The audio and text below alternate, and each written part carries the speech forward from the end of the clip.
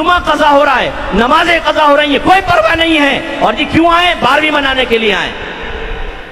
Lighting کر کے، تغرے بنا کر، نقوش بنا کر، اونٹ کھڑے کر کے، پہاڑ بنا کر میلہ بنا دیا ہے۔ عورتیں مرد نکل کر تفریح کے لیے باہر نکل رہے ہیں، جسم سے جسم مس ہو رہا ہے مرد عورت کا، لیکن ثواب کی نیت سے نکلے ہوئے ہیں صاحب۔ بھئی ہم تو دیکھنے جا رہے ہیں کہ 12ویں کی لائٹنگ کیسے۔ السلام علیکم ورحمۃ اللہ وبرکاتہ۔ تو کیسے ہیں آپ سب لوگ؟ امید ہے ٹھیک ٹھاک ہوں گے، خیریت سے ہوں گے۔ تو آج کی ویڈیو میں آپ سب کو خوش آمدید کہتے ہیں۔ میرا نام ہے سید محمد علی حمزہ اور آپ دیکھ رہے ہیں یوٹیوب چینل اسلامک پرسکرپشن۔ تو آج کی ویڈیو کا جو ٹاپک ہے وہ یہ ہے کہ آج کل کے حساب سے جو معاشرے میں چل رہا ہے، بدعات اتنی زیادہ پھیل چکی ہیں اور اس طرح کے معاملات کے اندر اب آپ دیکھیں 12 ربیع الاول آنے والی ہے اور جو ہے ربیع الاول کا مہینہ چل رہا ہے۔ تو 12 ربیع الاول جو ہے نبی کریم صلی اللہ علیہ وسلم کی وفات کا دن ہے،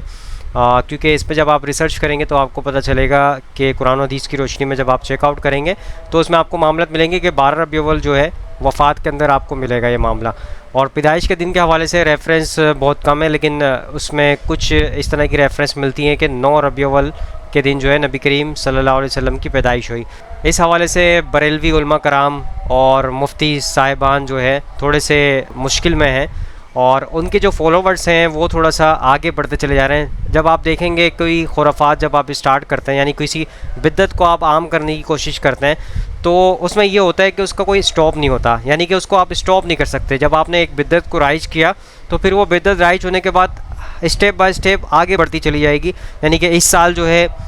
پچھلے سالوں میں یہ ہوتا تھا کہ لائٹس لگائی جاتی تھیں اور ٹرک وغیرہ پہ نکل جاتے تھے، بہت کم ہوتا تھا، اور نعتیں وغیرہ چلائی جاتی تھیں اور بڑے بڑے اسپیکر لگائے جاتے تھے۔ لیکن اسٹیپ بائی اسٹیپ ہم دیکھتے آ رہے ہیں اب یہ ہو رہا ہے کہ لوگ کیک بھی کاٹنا شروع کر دیا لوگوں نے، اور عیسائی جو عیسیٰ علیہ السلام کی پیدائش کا دن مناتے ہیں وہ بھی اسی طریقے سے مناتے ہیں، کیک وغیرہ کاٹتے ہیں، سیلیبریٹ کرتے ہیں اور لائٹس وغیرہ لگاتے ہیں، اور ان کے درختوں کے اوپر لائٹس لگی ہوتی ہیں۔ اور آج کل ہمیں یہ عام طور پہ دیکھنے کو مل رہا ہے کہ یہاں پر بھی جو ہے کچھ لوگوں نے درخت کے اوپر اس طرح سے لائٹس لگائی ہیں جیسے وہ عیسائی لوگ لگاتے ہیں۔ تو یہ مشابہت بھی ہو رہی ہے، اور نبی کریم صلی اللہ علیہ وسلم کی حدیث مبارک موجود ہے کہ کسی بھی جو ہے غیر مسلم کی مشابہت جو ہے کرنا وہ جائز نہیں ہے، وہ یہ عمل جو ہے غلط عمل میں شامل ہوگا۔ تو مشابہت نہیں کرنی، اور جس کی آپ نے مشابہت کی آپ کو قیامت کے روز جو ہے اسی کے ساتھ اٹھایا جائے گا۔ تو مشابہت آپ نے نہیں کرنی، ان چیزوں سے بچنا ہے، اور یہ اسلام کی روشنی کے اندر، قرآن و حدیث کی روشنی کے اندر یہ معاملات نہیں ملتے کہ آپ جو ہے لائٹس وغیرہ لگائیں یا اس دن کو سیلیبریٹ کریں۔ ہاں، اگر آپ نے سیلیبریٹ بھی کرنا ہے تو پیر کے دن کو آپ کر سکتے ہیں، کیونکہ نبی کریم صلی اللہ علیہ وسلم سے ثابت ہے پیر کے دن کا روزہ رکھنا۔ اچھا، آپ یہ دیکھیں جب ایک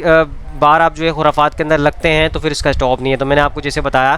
اس کے اندر جو ہے نا پھر معاملات فالوورز جو ہے نا وہ آگے بڑھ چڑھ کے حصہ لے رہے ہیں، اور کیا کیا معاملات پیش آ رہے ہیں اس کے حوالے سے مفتی اکمل صاحب کا آپ کے سامنے موقف رکھوں گا۔ انہوں نے بتا دیا اپنے فالوورز کے حوالے سے، انہوں نے سمجھانے کی کوشش کی ہے، کیونکہ یہ لوگ جو ہے نا آؤٹ آف کنٹرول ہوتے جا رہے ہیں۔ اب یہ جو بریلویوں کے مفتی صاحب ہیں اور یہ علماء کرام ہیں وہ پریشان ہو گئے کہ ان کو روکا کیسے جائے گا، ان کو اسٹاپ کیسے کیا جائے گا، کیونکہ ان کے پاس کوئی سلوشن نہیں نظر آ رہا۔ تو ظاہر ہے اب ایک خرافات میں جب آپ پڑھیں گے تو ان چیزوں میں کے اندر آپ جو ہے آگے بڑھتے چلے جائیں گے، آگے بڑھتے چلے جائیں گے۔ نئی نئی نسلیں جو آئیں گی ان کو یہ لگے گا کہ یہ اسلام کا حصہ ہے، تو ان چیزوں سے آپ کو بچنا پڑے گا۔ بہرحال آپ کے سامنے میں موقف پیش کرتا ہوں مفتی اکمل صاحب کا اس حوالے سے، وہ کیا کہتے ہیں، اسٹارٹ کرتے ہیں۔ نکلیے ذرا روڈوں کے اوپر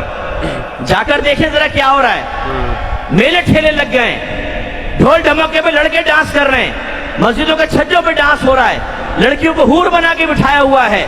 چپس تقسیم ہو رہے ہیں، ہزاروں کی تعداد میں لوگ جھپٹ رہے ہیں، جمعہ قضا ہو رہا ہے، نمازیں قضا ہو رہی ہیں، کوئی پرواہ نہیں ہے۔ اور جی کیوں آئے؟ 12ویں منانے کے لیے آئے۔ لائٹنگ کر کے، تغرے بنا کر، نقوش بنا کر، اونٹ کھڑے کر کے، پہاڑ بنا کر میلہ بنا دیا ہے۔ عورتیں مرد نکل کر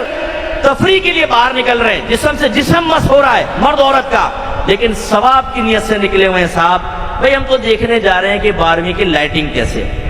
اس قسم کے لیڈروں کی حماقت کہوں یا اس کو حکمت کہوں؟ ان کے نزدیک حکمت ہوگا، میں تو حماقت کہوں گا۔ فلاں مزار پہ چلے جاؤ، چادر چڑھا دو، تمہارا کام ہو جائے گا۔ ایک گھر میں نماز نہیں پڑھی جا رہی، قرآن پاک ترجمہ تفسیر سے نہیں ہو رہا، اس کتاب میں اس گھر میں حدیث کی کوئی کتاب نہیں ہے، سیرت کی کوئی کتاب نہیں پڑھی جاتی، لیکن 11ویں ہو رہی ہے، 12ویں اہتمام سے ہو رہی ہے، 9 اور 10 محرم کی نیاز بڑے اہتمام سے ہے، کنڈوں کی نیاز کبھی نہیں چھوڑی ہے، ماہانہ ختم قادری بھی ہو رہا ہے، آیت کریمہ کا ختم بھی ہو رہا ہے، ابا مرے تو تیجا 40واں بھی کیا گیا ہے، لیکن جو اصل دین تھا، اصل دین، جس کی ترقین، جس کی ترغیب، جس کے بارے میں حکم قرآن و حدیث میں موجود ہے، وہ ہمارے ان مقررین نے بنایا ہے جو صرف بزرگوں کی کرامات سناتے رہتے ہیں، ان کے فضائل سناتے رہتے ہیں اور قوموں کو یقین دلاتے ہیں کہ تم نماز نہیں بھی پڑھو گے غوث پاک تمہیں جنت میں لے جائیں گے، مریدین تمہیں جنت میں لے جائیں گے، تم نعت خوانی میں بیٹھو نبی کریم صلی اللہ علیہ وسلم بروز قیامت تمہیں اپنے ساتھ جنت میں لے جائیں گے۔ لیکن ہمارے علماء بعض اوقات اور ہمارے پیر عظام، اللہ تعالیٰ رحمت نازل فرمائے ان پیروں کے اوپر، انہوں نے بھی بڑا بیڑا غرق کیا، اپنے آستانے کی تعداد بڑھانے کے لیے صحیح جو اصلاح کرنی چاہیے وہ چھوڑ دیں، یہ لوگ بزنوں کے نہ بھاگ جائیں، فضائل کرامات ذکر کرو، اللہ اللہ، ارے پہلے بھائی مرید کو حرام تو چھڑوا دو، ٹھوس ٹھوس کے حرام کھا رہا ہے، یہاں پر آگے دل پہ ضربے لگا رہا ہے، کچھ بھی نہیں ہوگا، 100 سال ضربے لگاتا رہے،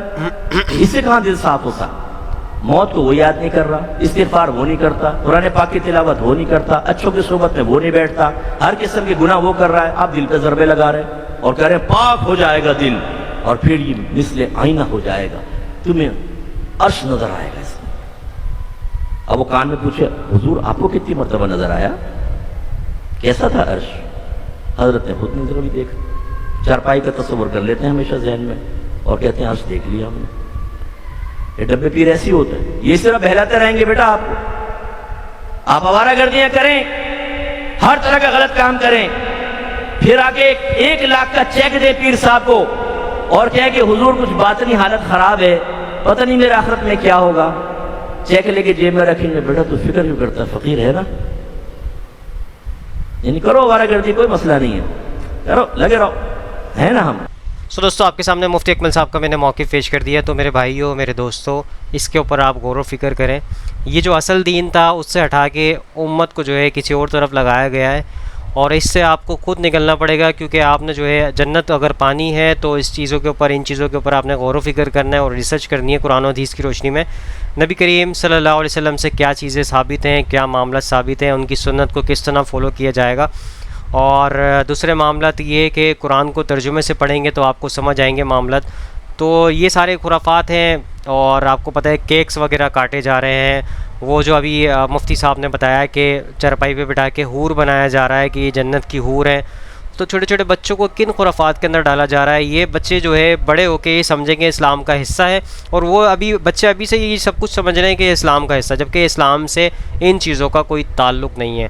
آپ کے جلوس جلسے نکل رہے ہیں، نماز اذان ہو رہی ہے، آپ کی جو ہے اسپیکر چل رہے ہیں، اور آپ نماز کے لیے نہیں رک رہے، آپ جو ہے نماز اپنی چھوڑتے چلے جا رہے ہیں اور اپنے ٹرک کتوں پہ نکل رہے ہیں، مطلب ٹرک آپ کے چلتے چلے جا رہے ہیں، آپ نماز کی پابندی بھی نہیں کر رہے۔ تو سب سے پہلی چیز تو نماز ہے، فرض کی ادائیگی ہے، اس کے بعد جو ہے معاملات اگر آپ کرتے ہیں، اور یہ ثواب سے اس کا کوئی تعلق نہیں ہے، آپ ٹرک لے کے روڈ پہ نکل جائیں، تو ان خرافات سے بچنا پڑے گا آپ کو، ان معاملات سے بچنا پڑے گا آپ کو، قرآن و حدیث کی روشنی میں چلیں آپ، اور اجتماعی طور پہ کوئی بھی عمل کریں گے تو اس کا ثبوت ہونا لازمی ہے، اور قرآن و حدیث کی روشنی میں اس چیز کا ثبوت نہیں ملتا، اور وفات کے دن آپ اس چیز کو منا رہے ہیں تو آپ کس رخ پہ چلے جا رہے ہیں۔ تو دوسری بات یہ کہ فرقہ واریت کی وجہ سے جو ہے یہ معاملات پیش آتے ہیں، تو فرقہ واریت سے آپ کو نکلنے کی ضرورت ہے، کیونکہ سورہ انعام آیت نمبر 159 میں اللہ تعالیٰ نے فرما دیا، اے نبی، جن لوگوں نے اپنے دین میں ٹکڑے ٹکڑے ہو گئے اور فرقے ہو گئے، اے نبی فرما دیجئے ان سے آپ کا کوئی تعلق نہیں ہے۔ تو نبی کریم صلی اللہ علیہ وسلم سے فرقوں کا کوئی تعلق نہیں ہے۔ سورہ روم کے اندر آیت نمبر 32 کے اندر بھی اللہ تعالیٰ نے یہی بتایا ہے اس حوالے سے۔ تو ان کو آپ قرآن کو ترجمے سے پڑھیں گے تو آپ کو پتہ چل جائے گا۔ اب یہ کہتے ہیں کہ قرآن کو ڈائریکٹ نہ پڑھو ترجمے سے، آپ گمراہ ہو جاؤ گے، تو آپ ڈائریکٹ ترجمے سے آپ خود تو ترجمہ نہیں کر رہے اس کا، کسی عالم نے، کسی مفتی صاحب نے ترجمہ آپ کو کر کے دیا ہے، انہی کا ترجمہ آپ پڑھ لیں، تو اس میں گمراہی والی کیا بات بنتی ہے؟ اگر آپ خود سے ترجمہ کر رہے ہوں تو ایک بات سمجھ آتی ہے کہ آپ جو ہے کوئی الگ سے آپ کوئی ترجمہ سمجھ سکتے ہیں، کوئی باتیں سمجھ سکتے ہیں، لیکن نہیں، آپ علماء کرام سے پوچھ کے چل رہے ہیں، علماء کرام کا ہی ترجمہ کیا ہوا آپ پڑھ لیں، تو اس کے اندر بہت سارے لوگوں کے ترجمے موجود ہیں۔ مودودی صاحب کا سب سے بہترین ترجمہ ہے، آپ اس کو پڑھ سکتے ہیں۔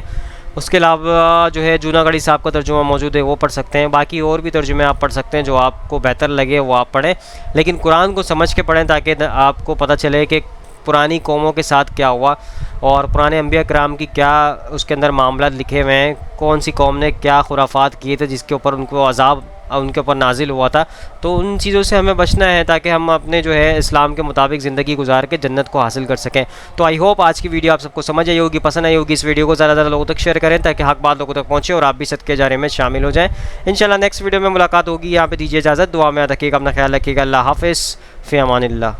اے خدا جسم کی جستجو مل گیا اس کا تو سب کا تو